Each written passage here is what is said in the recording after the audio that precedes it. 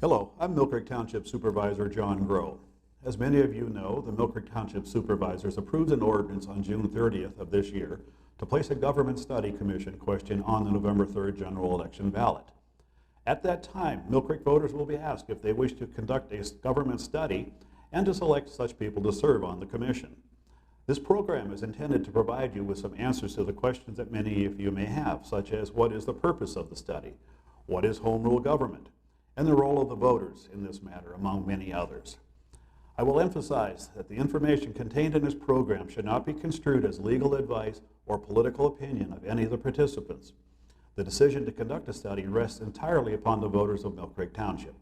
Today my guest is Ed Fosnot, local government policy specialist with the Pennsylvania Department of Community and Economic Development. Ed, welcome to our program. Thank you, John. Thank you for having me. I'm glad you could be here. And if you could tell us just a little bit about yourself. You're a local government policy specialist. This is one of the many things that you do here with DCED. Our agency exists to work strictly with local governments. Okay. We serve in many capacities. We work with communities that are financially distressed.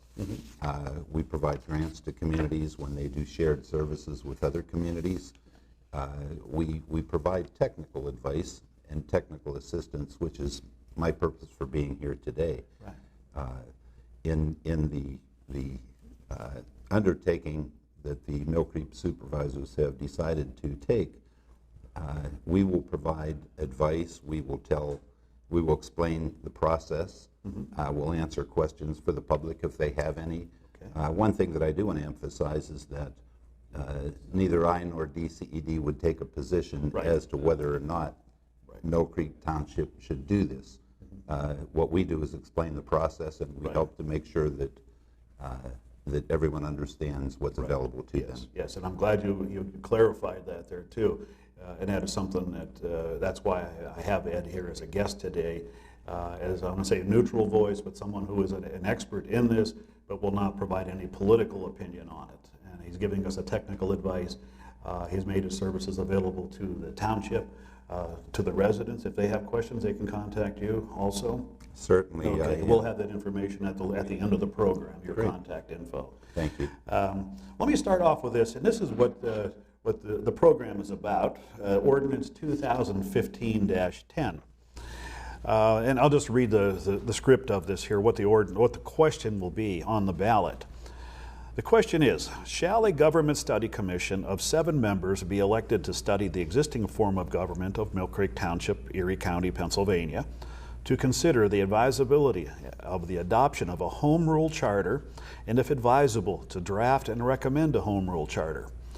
Now, home rule, that sounds rather ominous. What can you tell me about home rule? What does that mean? Can you give me a brief history about it? Sure. In 1968, when the Constitution was adopted, the Pennsylvania Constitution? The new Constitution. Okay. A provision was put in there to give municipalities the opportunity to essentially be the master of their own house. Okay. Presently, there are essentially 4 forms of government. There are cities, the large cities, Pittsburgh, Philadelphia, and Scranton, and all the other cities are third-class cities. There are first and second-class townships, and there are boroughs. In addition to that, each of those municipalities has the opportunity to adopt their own constitution, to develop a system or a means of governing or of setting up their own, if you will, constitution. Right now, for example, Mill Creek Township is a second-class township, and they operate under the second-class code. Under home rule, that code goes away.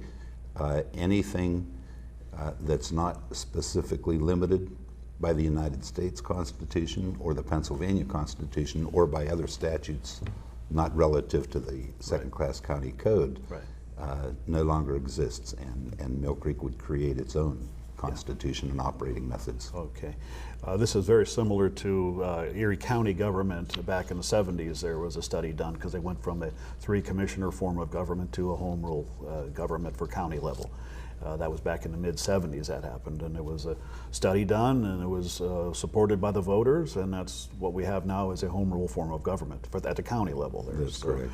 Are there other communities throughout Pennsylvania that are doing the same thing, that are studying their governments to see?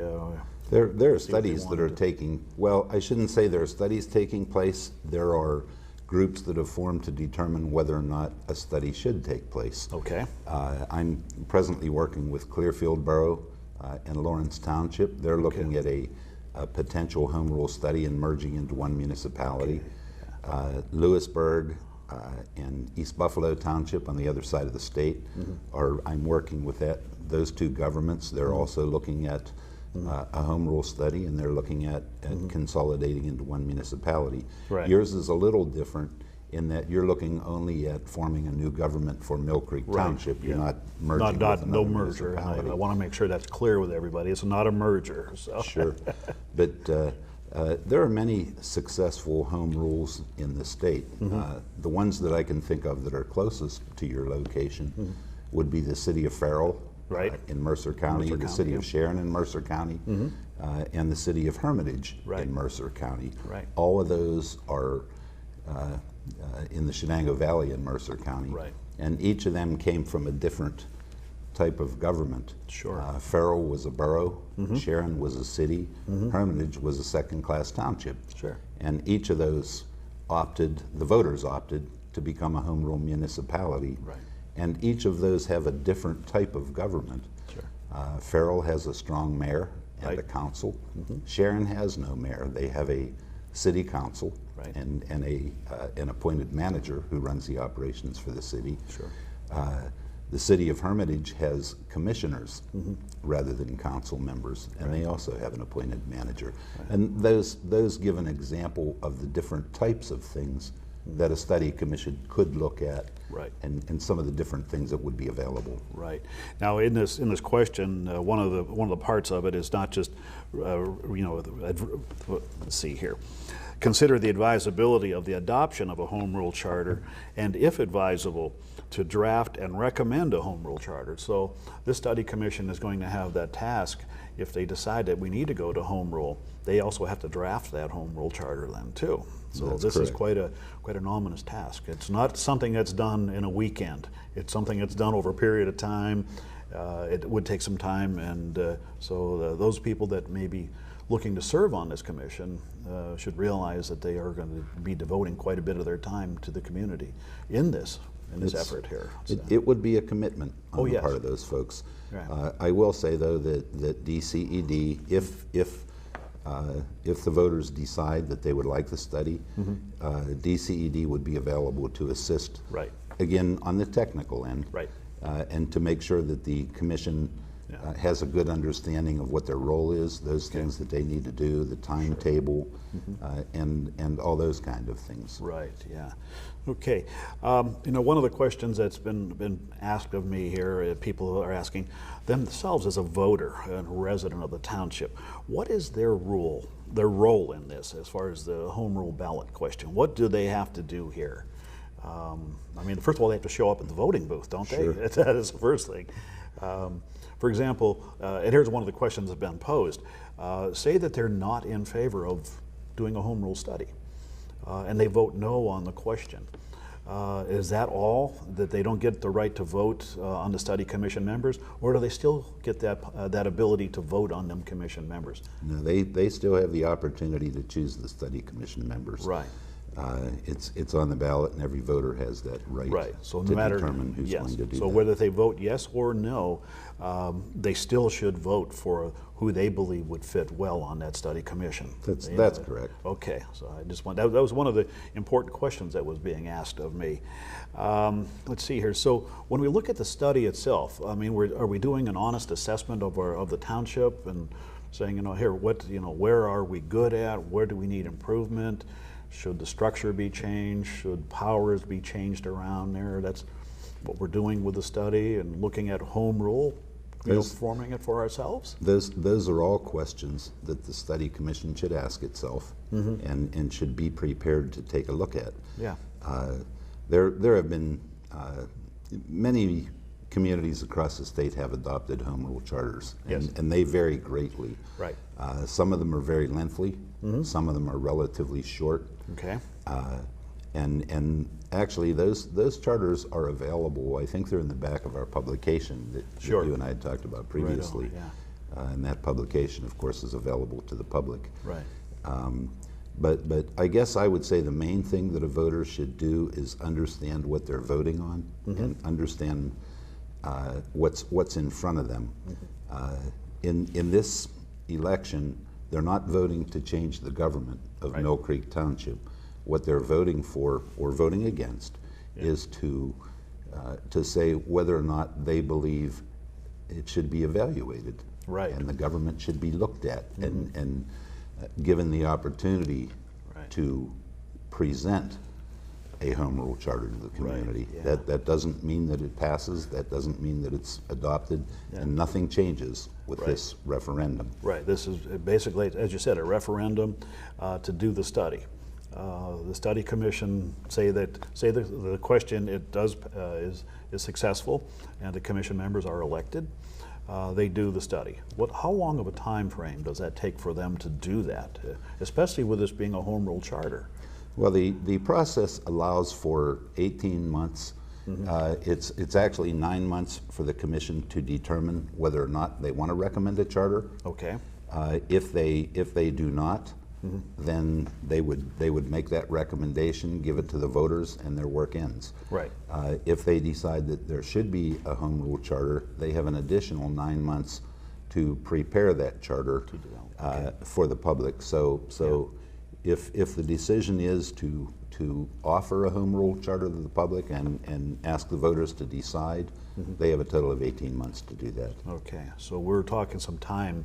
I mean, like I said, this is not something that we just hurry up and do in a weekend. It is something that is done over a period of time, a lot of work involved in it. That's correct. Yeah. One of the questions that has also been posed, I've had a lot of questions asked of this, and I'm not going to lie about it. It is controversial, both good and bad, and I've heard some strong opinions both ways about it. One of the questions is, people ask, does home rule charter create more government? And I'll answer part of that. Okay, I'm throwing you the question, but let me just throw this out here. It doesn't create more government services, the way I see it. It just it clarifies who has what role and what. It might change the structure, but it doesn't really create more programs, which is when people talk about more government, they're actually saying more programs. So, It doesn't create any more programs than could be created under the present form of government. okay, yes. The same, if I can jump to one of your questions. yeah. Will taxes go up? Right, under that a was home another rule- question, yes. under a home rule government? Yeah. Only if they would have gone up under the present form of government. Right. Taxes should be determined by the needs of the community, not by the type of government Right. that's Yeah. Both of those questions are valid questions that seem to strike fear into people. If the study is done and the home rule goes into effect, that two things are going to happen: more government and more taxes. And it's only if, as you said, if that government itself, they would have gone up no matter what in that case. And those things can be limited by the charter. Sure. Under home rule, and this sounds a little scary, but listen to my whole statement Okay. before. Yes. No. There is no limit on property tax under home rule. Under the third-class county or second-class county code, there is a limit. There is no limit on earned income tax for residents, but the charter can place that limit. The city of Farrell has a limit that under no circumstances can taxes be raised more than 3 mills in any given year. The advantage of not having limits on taxes, or at least as the home rule communities see it, is you can set your taxes based on the layout of the community.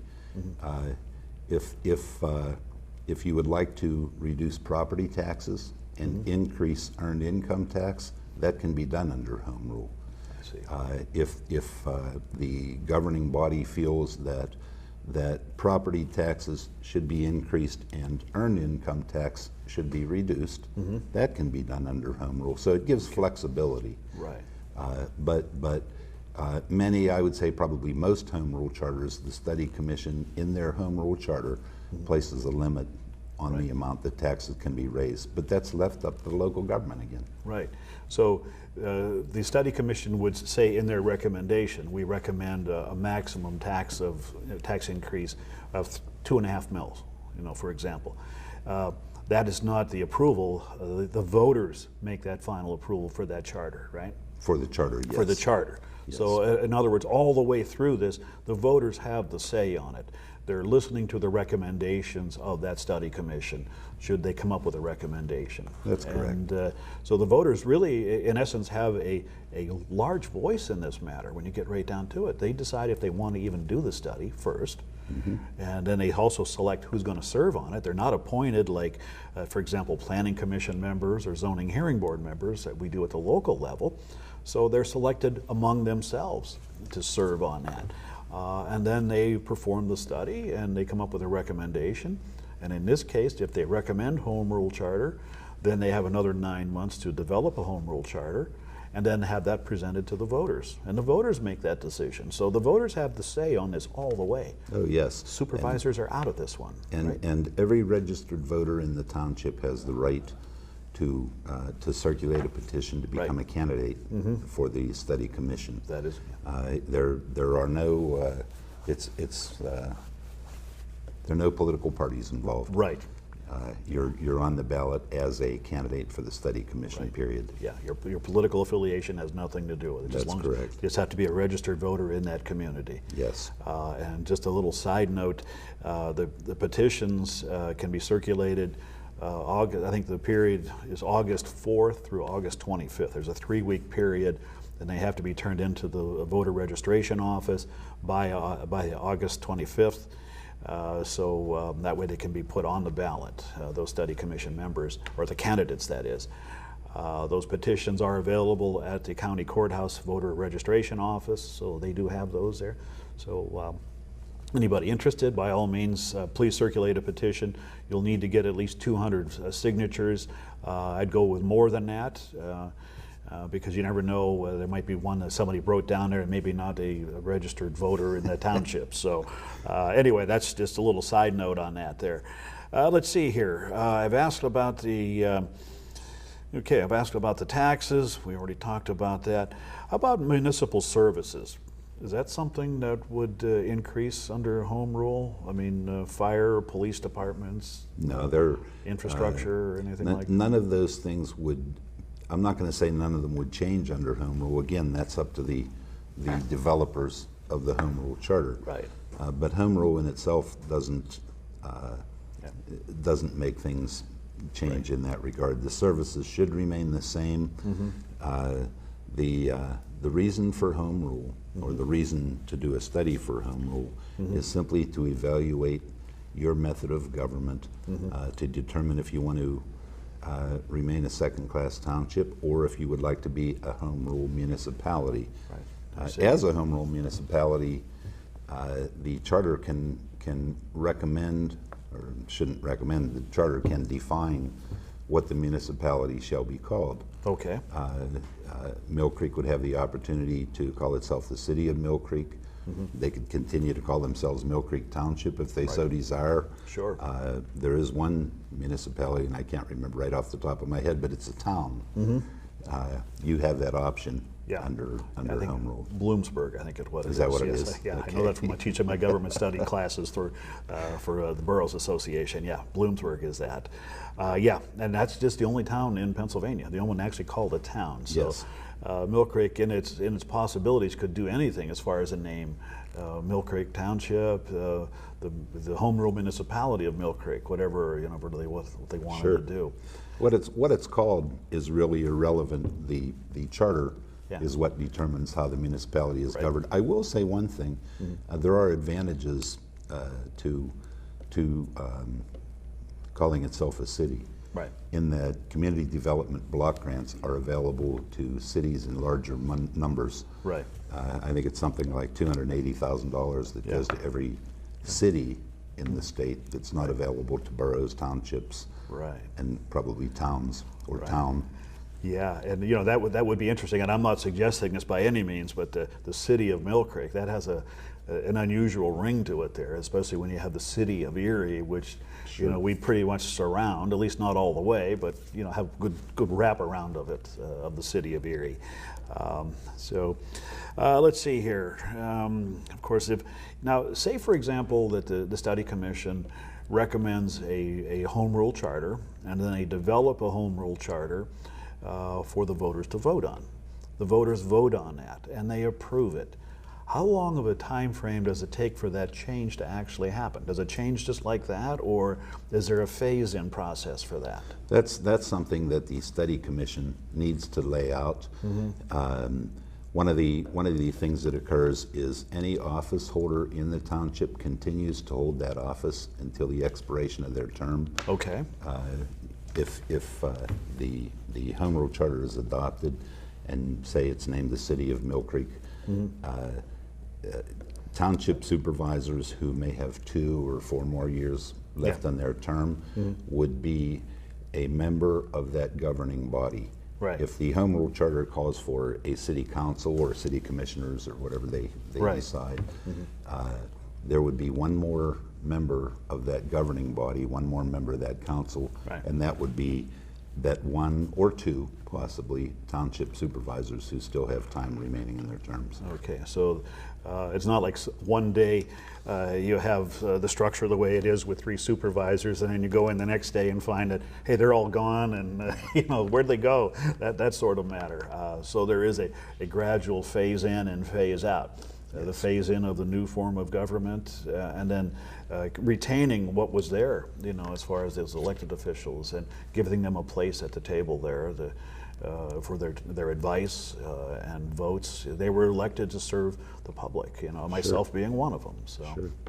And that's a good thing. The home rule charter doesn't necessarily take effect immediately upon vote of the approval either. The study commission will set a date. It could be 1 year, it could be 2 years from the date of the approval. And again, that's up to the study commission. Right, yeah. So in other words, say for example, if in 2017, November of 2017, the voters approved a home rule charter, it wouldn't be January 2018.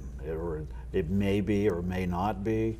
It may be a year or 2 from that, from the 17. That's correct. It's what the study commission recommends and the voters approve. That's right. It would be stated in the charter when the government takes effect. Right. So I guess in our few remaining minutes here, one of the things that is that the study commission, of course, is selected by the people. That group is. The question is either approved or rejected by the people. So the people do have a voice in this matter, and probably the only time they really have a strong voice. I don't say that they always have a strong voice in government, and they should. They should exercise their right. If they have a problem with something, let us know.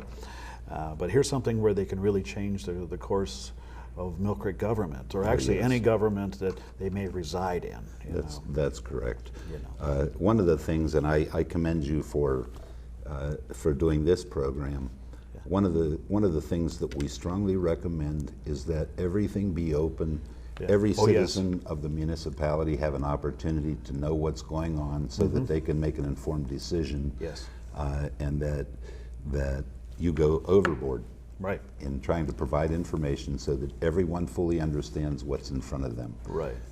One of the problems that we've seen that creates mistrust, I shouldn't say mistrust, misunderstanding. Misunderstanding, yeah. But is if the public isn't informed, and again, I think you're doing a good job in making sure that happens.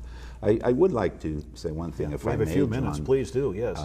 I'm available to anyone who has questions. Okay. If call me on the phone, send an email. Yeah. And our publication, which I think you had mentioned already, is available on our website. And I would encourage anyone who wants to know how home rule works to Right. read it. Okay. They can get it by going to our website, or if they contact me, I'll send them the link, which is a lot quicker Right. Yeah. to get to. Yeah, in fact, as a follow-up on what you're saying there, Ed, at the end of the program, we will have a little graphic on there with a link to the website, where to find this on the DCED website, where to find these publications for home rule, and also Ed's contact information, the phone number and his website address, or his email address, that Sure. is. And we really do appreciate you, helping us out in this and answering the questions of the public. And by all means, folks, if you have any questions and you want to get some information from an expert, I suggest that you contact Ed Fosnot at the DCED, and he has made himself available. So if you have any questions or concerns or fears, or just need a clarification on something, by all means, give him a call or an email or whatever it is, and hopefully he'll get that answered for you, and I know he will. So anything else we have that we want to say, Ed, before Well, the before term we wrap it up? expert scares me a little bit, but I'll do my best. I'm going to call you an expert, okay? But anything else we need to know, Ed? Anything? Thank you, John, yeah. for giving me this opportunity, and thanks for giving me the chance to come to Erie. It's a beautiful Right. city. Okay. I'm really happy you could be part of this program today, and this is one of the services that the Pennsylvania Department of Community and Economic Development does offer to municipalities. And I'll just give a plug for them. The services that they provide in municipalities, people may not understand what all they have. It's not only grants, it's not only financial advice for communities that are distressed. It's everything. They like to see programs where municipalities are working in something effectively.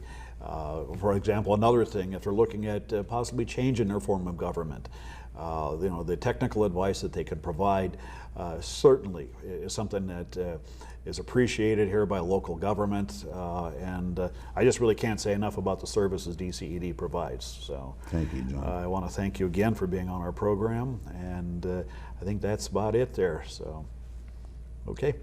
Thank you for watching this program, and if you have any questions, of course, look at the slides on there that have Ed's contact numbers on that, or always feel free to give me a call at the township office, or you'll find my email address on the township's website, which is www.millcreektownship.com. Thank you.